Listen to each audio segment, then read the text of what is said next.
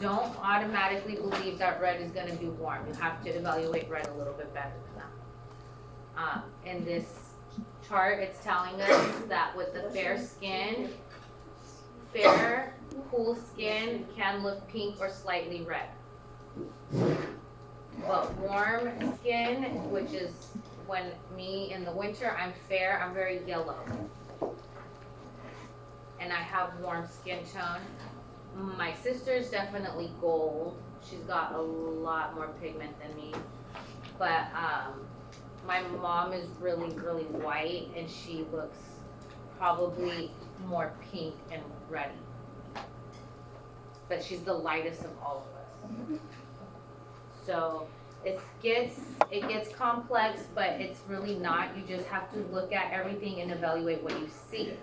And you can compare to someone to see the difference. It's usually the best way to like kind of notice. If you put like a warm and a cool side by side, then you can really see it. I was gonna say, like, if you know your color or your person, usually like foundation shades, they have like fair, warm, medium, warm. So you can see them side by side, right? And then you can choose better, like, oh yeah, that's definitely not me, that definitely is. So another thing is cool colors tend to look darker, but they can be the same tone. So sometimes the warmer looks lighter and brighter, and the cooler looks a little bit deeper and darker. That doesn't mean that they're not the same tone. Like she was saying, it's one shade, but they have it in warm, neutral, and cool. Neutral is another form of all the colors being balanced. So if it's warm, it's gonna have these colors in it more than the others. If it's balanced, if all these colors are balanced, then it's neutral. Most of us don't have a completely neutral palette. We like to go towards that because it gives us like a nice even tone, but most of us will lean towards warm or cool skin tone. If you have a medium skin tone, you can have warm, yellow, yellow-orange, or red. And if you have a medium skin tone, you can have yellow or yellow-green undertones. Olive complected. I have a question. So like some foundation brands, when you put it on, they like deoxidize. They oxidize? They oxidize. I don't know, like how do you like, even if it is your color, you probably have to like a darker shade for it not to like look like The yellow. foundation gets darker. Yeah, either gets turns darker or orange. lighter. It's the undertone of the foundation. So Yeah. if you get a foundation that has like a red or orange undertone, and the air hits it, it's gonna turn orange. Yeah, and that's exactly what, by definition, oxidation is. So that is exactly what's happening. You do have the concept right. Why is it doing that? It's how it's made. I don't know. I personally would be like trying to choose another brand. 'Cause why do you play like that? You know, like don't play games with my heart. Like don't play games when you be true. You don't got a lot to kick it. Unless you know what it's gonna change to and that works for you.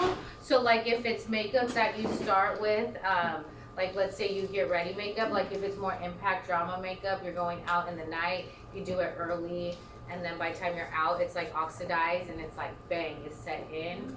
If that's working for you, if that's like the look you're going for, but that sounds like you're playing games with my heart, and I don't know what's just gonna happen after we go outside for half an hour. So I don't know, but I don't do a lot of makeup. Some products they work good with some like skin tones and like skin textures. Skin texture, skin type, skin color, all of that is gonna definitely be factors in helping you choose what type of product you want. Brands of products, you can't knock them till you try them. There's reviews and whatnot, but everybody's skin type is different. That's absolutely correct. You won't know until you know type of thing, and reviews only go so far because each, like I say, we have our ecosystem here. Each ecosystem individually is very unique. The way we react to each chemical is going to be different. Overall, we do have similarities, but as far as what our ecosystem likes and doesn't like is gonna be very different for each one of us. So picking your product is good for the consultation part. You won't know unless you do a good consultation. Who here has had a makeup consultation before? do they ask you in a makeup consultation? Is it dry or oily? Okay, very good. Because some foundations are oil-based, some are water-based. If she said she was oily and homegirl showed up with nothing but oil-based foundations, she's gonna be like slick, all slick and slippery a couple hours after her application.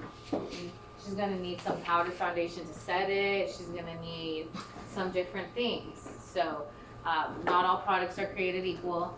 Some of these things are super expensive. We know this. That's why. How much does it cost to get your face beat nowadays? $80. 180, as they should. Because how much did it cost her for all that makeup? Oh, wow, she got top. A lot more than that, for sure. I know, girl. Like, if she knows she's having 3 clients, like, the next day, she'll literally wash all her brushes and set, like, separate sets for each client, have all her makeup. That's beautiful, and that's exactly how you should be setting up your brushes. Different set for every client. If you don't have time to disinfect in between those clients, then you should have another set, a disposable one, whatever it takes. So, that's beautiful. I love to hear that. And she charges 80?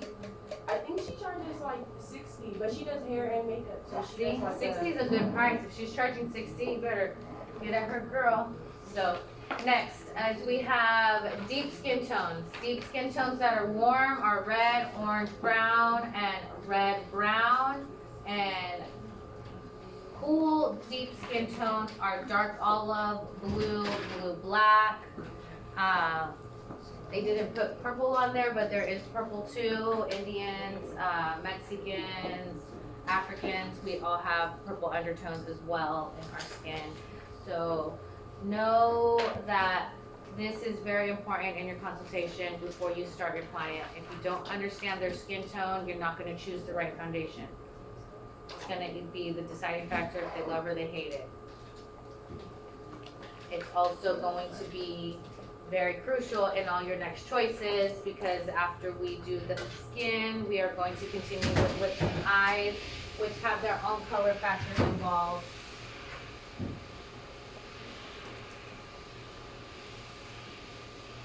Selecting makeup colors for fair skin, color skin, fair skin color, medium skin color, and deep skin color.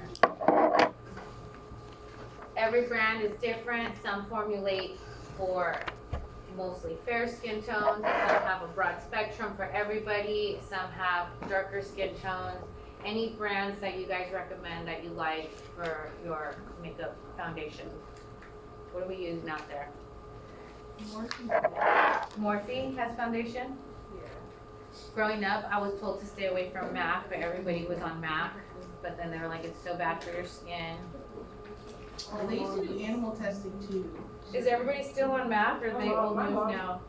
It's a generational She's a junkie. thing. It was, I know, that was My so my mom loves generation. MAC. I wasn't, I think it's a mom thing. It's a generation. It has to because my mom. I got a MAC makeup training twice because I wanted their free product that I never used. My sister did makeup though, so she was really into it, and she said no MAC when she became an esthetician. She's like, that's so bad for you. But I love their stuff. Fit Me? I've never heard of. Oh, Maybelline. Maybelline. Yeah, Oh. $8. What else are we using out there, girls? What are we putting on our faces? I tried the NARS? NARS. Oh yeah. Julia's Place? They have everything. They have everything now. Is Jane Iredale still out there? Jane Iredale? That was a really bougie makeup line that I was obsessed with. And they had a really good pressed powder, but it was like $40. They have really good lipstick.